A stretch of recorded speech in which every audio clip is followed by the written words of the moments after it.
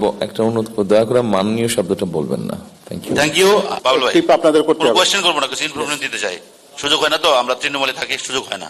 মাননীয় চেয়ারম্যান, আপনাকে অভিনন্দন পার্টির চেয়ারম্যান নির্বাচিত হওয়ার জন্য। আমি নাগরিক টেলিভিশনে কাজ করি। একটা অনুরোধ করবো, দয়া করে মাননীয় শব্দটা বলবেন না। Thank you. আমরা খুবই খুশি যে আপনি একটা নতুন জায়গা তৈরি করছেন। আমি নাগরিক টিভিতে কাজ করি আর বাংলাদেশ ফেডারেল সাংবাদিক ইউনিয়নের সাংগঠনিক সম্পাদক। একটু আগে যেটা বললেন আমাদের লাবলু ভাই, আমি সম্পূর্ণ দ্বিমত করছি তোমার সাথে। আমরা যারা বিগত 13-14 বছর চাকরি পেইনি, শুধুমাত্র ব্যাকগ্রাউন্ডে কোথাও কোনোদিন ছাত্রদল করেছিলাম, আমরা কিন্তু অনেক বেকার ছিলাম।